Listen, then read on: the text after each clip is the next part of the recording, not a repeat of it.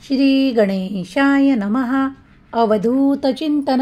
श्री गुरुदेव दत्त. श्री स्वामी समर्थ.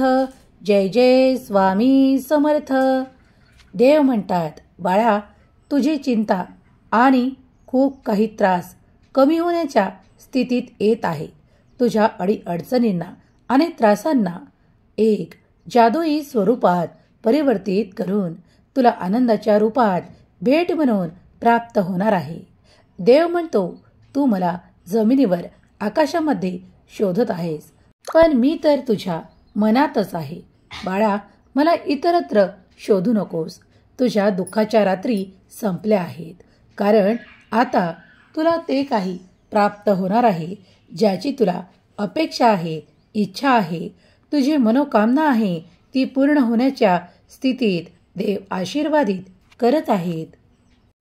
सगळे कोणी लोक म्हणतात की पैसा सोबत ठेवा, अडचणीच्या काळात कामी येईल. पण देव म्हणतो की बाळा, देवांचा आशीर्वाद सोबत ठेव, दुसरं काही कामा येणार नाही. देव म्हणतात, आपल्यामध्ये नेहमीच चांगली शक्ती आणि क्षमता असते. म्हणूनच तुमचे यश टिकवून ठेवण्यासाठी तुम्ही स्वतःमध्ये सुधारणा करत राहायला हवे आणि पुढे जायला हवे. देव तुम्हाला प्रत्येक ठिकाणी मदत करणार, पण जेव्हा वाईट शक्ती तुम्हाला आजूबाजूला आहे असे वाटत असेल तेव्हा देवाचे मनापासून स्मरण करायला विसरू नका. देव तुम्हाला त्या क्षणाला मदत करतात, पण तुम्ही त्याकडे दुर्लक्ष करता आणि पुढे जाऊ लागता. पण पुढे जाताना तुम्हाला अनेक अडचणींचा आणि गंभीर परिणामांचा सामना करावा लागतो. त्यामुळे जर वेळीच देवाकडे लक्ष केंद्रित केले, देवाचे स्मरण केले, तर पुढे जाऊन चिंता वाढणार नाहीत. देव म्हणतात, बाळा, तुझ्या स्वप्नातील घर तुला हवे आहे. त्यासाठी तू ते प्रयत्न देखील करत आहेस, पण निराश होऊ नकोस. सर्व काही तुझ्या मनाप्रमाणे घडील. काही काळ जाऊ दे. तुझे प्रयत्न सुरूच ठेव, त्याला मोठे यश प्राप्त होईल. दुःखाने भरलेल्या या जगात खरी संपत्ती पैसा नसून आशीर्वाद आणि देवाचे कल्याणकारी आशीर्वाद आहेत. तेव्हा त्या कल्याणकारी आशीर्वादांवर विश्वास ठेवा. देव तुम्हाला सहाय्य करणार आहेत. कुठल्याही माणसाला कमकुवत समजण्याची चूक करू नका, कारण कधीकधी साधारण दिसणारा व्यक्तीही आशीर्वादाने परिपूर्ण होऊन ते कार्य पूर्ण करतो जे इतर करू शकत नाहीत, कारण त्याच्या मागे उभी असते ती दैवी शक्ती. म्हणूनच कुणाच्याही या परिस्थितीवर हसू नका, कुणाची खिल्ली उडवू नका, कारण वेळ बलवान आहे, परिस्थिती बलवान आहे आणि प्रत्येकाचे कर्म त्याच्या सोबत आहे. कोणी कितीही सुंदर, हुशार, ताकदवान आणि गतिमान जरी असला तरी आपण त्या व्यक्तीकडे तेव्हाच आकर्षित होतो जेव्हा त्या व्यक्तीत आपण काहीतरी खरे पाहतो. जेव्हा तुम्ही त्यावर दृष्टी देता तेव्हा तितक्यातच तुम्हाला त्याचा खरेपणा लक्षात येतो. कधी कधी एकटं फिरावं लागलं तरी घाबरू नका, कारण स्मशानभूमी आणि सिंहासनावरचा माणूस एकटाच असतो. कधी कधी आपल्याला एकटे वाटत असेल तर देवाचे स्मरण करा. एकटेपण हे वाईट नाही, पण आपण त्याला वाईट ठरवले आहे, कारण आपल्याला त्या एकटेपणाची सतत भीती वाटत असते. पण कधी कधी उच्च स्थान प्राप्त करण्यासाठी आपल्याला एकटे राहावे लागते. त्या क्षणाला देखील तुम्ही एकटे नसून देव तुमच्या सोबत आहे. देवाचे आशीर्वाद तुमच्या सोबत आहे हे विसरून जाऊ नका. स्वामी म्हणतात, बाळा, कधी कधी परिस्थिती बदलण्यासाठी काही वेळ लागू शकतो, पण संयम ठेवा. धीर सोडू नका, आशा सोडू नका, प्रयत्न करत राहा. बघा, खूप काही बदलत नसले तरीही, जाणवत नसले तरीही खूप काही बदल घडणार आहेत, होणार आहेत. तुमचे प्रयत्न सुरू ठेवा आणि विश्वास ठेवा की ते माझ्यासोबत होणार आहे जे मला हवे आहे. आशीर्वाद तुमच्या मार्गावर येत आहे. जर तुमचे नाते तुम्हाला खूप काही प्रेम, आपुलकी, आनंद देत नसेल तर काही चुका तुमच्याकडेही असू शकतात. तुम्ही वेळ दिला नसेल, तुम्ही त्यांच्यावर प्रेम केले नसेल, तुम्ही त्यांना जिव्हाळा लावला नसेल, जर तुम्ही या गोष्टीत कमकुवत नसाल, जर तुम्ही यात परिपूर्ण असाल, तर मग समोरच्याकडून तुम्हाला कुठेही कमतरता जाणवू नये असे देव म्हणतात. देव म्हणतात, बाळा, मी तुला तेच देतो जे तुला हवे आहे. कधी कधी माणूस विसरतो की त्याला काय हवे आहे. तो फक्त भरकटत पुढे जात राहतो. काही मनात वेदना असतात, काही दुःख असते, पण तो चालत असतो. परिस्थिती बदलत राहते, वेळ निघत राहतो आणि मग त्याच्या हाती काय आहे हे तो पाहतो. आजपर्यंत आपल्यासोबत जे काही घडले आहे ते सर्व देवाच्या इच्छेमुळे घडले आहे. देव सदैव आपल्या पाठीशी आहे हे कधीही विसरू नका. देवाची अनंत लीला सुरू आहे, तेव्हा त्या लीलेला पुढे जाण्यापासून घाबरू नका. सर्व काही तुमच्या मनाप्रमाणे घडून येईल. देवाचे कार्य सुरू आहे. ज्यांनी तुमच्यासोबत काही वाईट केले आहे त्यांच्या चुकांना देव क्षमा करणार नाही. त्या चुकांचा पश्चाताप त्यांना हो किंवा नाही हो तरीही देव त्यांना माफी देणार नाहीत, कारण त्यांनी तुमच्याबद्दल वाईट विचार केले आहेत, तुमच्यासोबत चुकीचे वागले आहे. त्यांना त्या शिक्षा मिळणारच आहेत. गंगेत फक्त त्याच पापांच्या साठी क्षमा केली जाते आणि तेच पाप धुतल्या जाते जे कुणालाही न माहीत होता घडून येतात.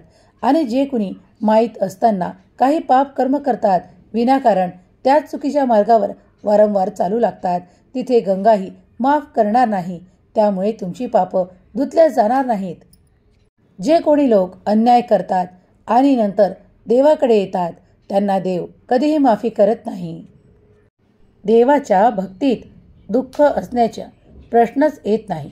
पण जर तुम्ही दुःखी असाल याचा अर्थ तुम्ही मायेत आहात आणि तुम्ही ते भक्तीने दुरुस्त करत नसाल तर भक्तीने दुरुस्त करा, कारण देव भक्तीनेच प्रसन्न होतो.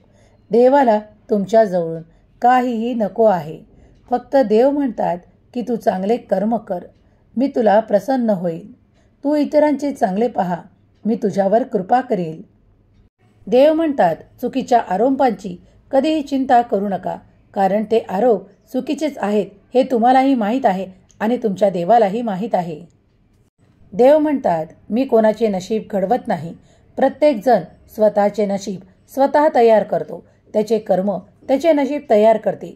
तुम्ही आज जे काही करत आहात ते उद्या तुम्हाला मिळेल आणि उद्या तुम्ही जे काही कराल ते तुमच्या भविष्यात तुमचे कर्माचे फळ असेल. जर तुम्हाला तुमचे कर्म चांगले व्हावे, तुम्हाला ते कर्माचे फळ चांगले मिळावे अशी अपेक्षा असेल तर आजपासूनच काही चांगले कर्म करणे सुरू करा. दान धर्म खूप काही मोठ्या प्रमाणात करू शकत नसाल तर छोट्या छोट्या गोष्टीतही चांगले कर्म शोधा. कधी कधी कुणाची मदत करूनही तुम्ही एखाद्याचे सहाय्य करू शकता, कुणाला मनाला जिंकू शकता. देव म्हणतात, तुझ्या छोट्या कर्मातील चांगल्या कर्मांनाही मी पाहत आहे. माझे लक्ष तुझ्यावर आहे. मी कधीही तुझ्या ऐकलेल्या प्रार्थना स्वीकार करतो, कारण देव तुझ्यासोबत प्रत्येक क्षणाला आहे.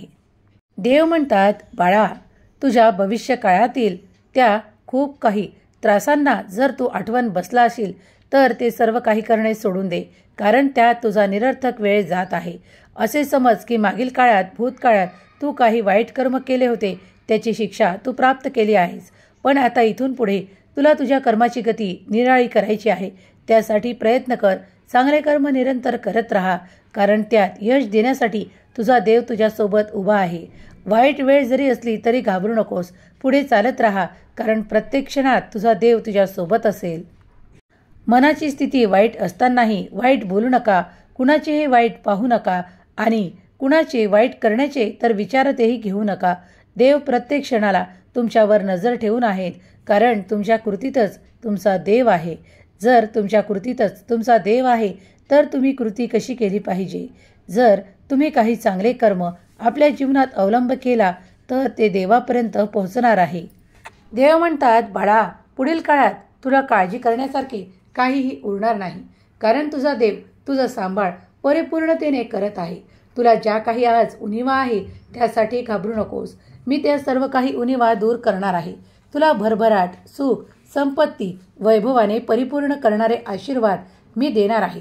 ज्या ठिकाणी तुला काही कमतरता काही काळापूर्वी जाणवत होत्या, आता इथून पुढे तू हे पाहशील की त्या सर्व काही जागा देव आशीर्वादाने भरत आहेत. ज्या ठिकाणी तुम्हाला लक्ष्मीची प्राप्ती हवी आहे असे वाटत आहे त्या ठिकाणी तुम्हाला भरभराट जाणवू लागेल. तुम्ही घरात ज्या ज्या ठिकाणी जे जे अनुभवण्यासाठी तयार होतात की मला ते सुख प्राप्त व्हावे ते तुम्हाला प्राप्त होणार आहे. देव तुम्हाला तो आनंदही देणार आहे. तुमचे नाते दुरावलेले असेल तर त्या ठिकाणी तुम्हाला देव खूप काही आनंदी नाते देणार आहे. देव म्हणतात तुझे दुरावलेले नातेही तुला परत मिळणार आहे. चिंता करत बसू नकोस, निरर्थक वेळ घालवू नकोस. नामस्मरणाला तू जितक्या वेळा करशील तितक्या वेळा तुला माझा अनुभव येणार आहे. हा संदेश जर तू ऐकत आहेस तर स्वतःला भाग्यशाली बाळ मान, कारण मी तुझ्यावर आज आनंदाचा वर्षाव करण्यासाठी आलो आहे. तुझ्या चिंता दूर करण्यासाठी तुझ्यापर्यंत आलो आहे. काळजीमुक्त रहा, तुझी संकट दूर होणार आहेत. प्रिय स्वामी भक्तांनो, हा संदेश स्वामींनी तुमच्यासाठीच पाठवला आहे. ज्यांनी कुणी भक्तिभावाने हा संदेश ऐकला आहे त्यांच्या जीवनात त्यांना कुठेही कमतरता भासू नये. स्वामी माऊली त्यांच्या सर्व काही दुःखांचे निरसन करोत आणि त्यांना सुख, संपदा, आरोग्य आणि आनंदाची प्राप्ती करून देवत. हीच स्वामी माऊली चरणी प्रार्थना, केलेली सेवा स्वामी चरणी अर्पण करते. श्री स्वामी समर्थ. जय जय स्वामी समर्थ.